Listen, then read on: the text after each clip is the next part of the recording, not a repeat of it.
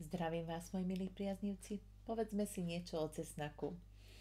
Viete, častokrát ľudia používajú hlavne teraz v takomto sichravom počasí alebo takomto jesennom počasiu, že daj si cesnak na imunitu, znižuje tlak, má samé benefity.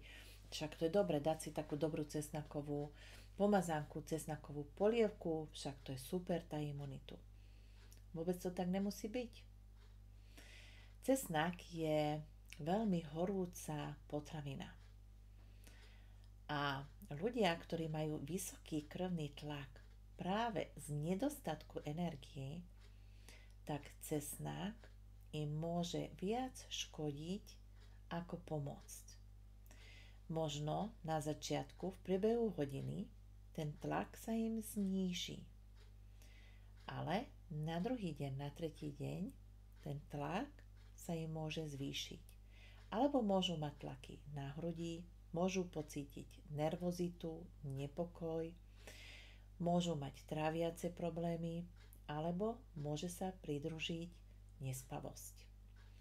Takže pokiaľ máte vysoký krvný tlak, ste taký červený do tváre, pociťujete nervozitu, mávate tlaky na hrudi, lepšie znášate zimu ako leto, máte chuť na studené nápoje, máte tráviace problémy, pálí vás záha, tak cesnak radšej nekonzumujte, alebo pridávajte si to len do jedla, ale to s veľkým rešpektom.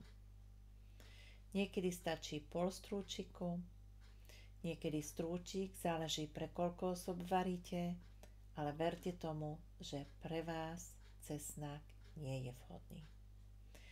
Cesnak je vhodný pre taký typ ľudí, ktorí sú takí zimomriavní. A tu by som podotkla, lebo sú takí tí praví zimomriavní. A potom sú tu ľudia, ktorí majú studené končatiny, ale majú narušenú termoreguláciu, to znamená, že niekde majú teplo, niekde zimu. A keď ste zimomriavní a napriek tomu sa niekedy v noci zobudíte na to, že máte chodidlá vystrčené von spod paplona, tak je tam zlá termoregulácia. A to je úplne jedno, či si večer idete ľahnúť a musíte si natiahnuť ponožky, ktoré si potom neskôr vyzujete.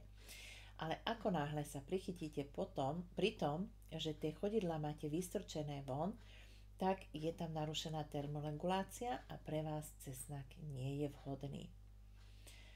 Takže ľudia, ktorým je väčšiná zima, sú takí bledí v tvári, častokrát močia takej svetlej farby, majú nechuť vôbec komunikovať, milujú teplé jedlá, milujú horúce kúpele, horúce počasie, slnko a vôbec im nevadia tie 40-ky teploty, tak kľudne si môžete dať cesnak na posilnenie imunity.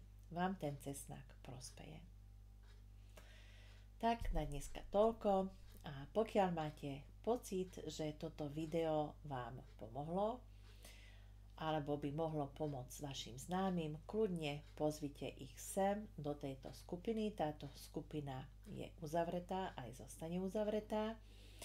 A pokiaľ máte zdravotné problémy a chcete si to so mnou odkonzultovať, nech sa páči, som vám v dispozícii.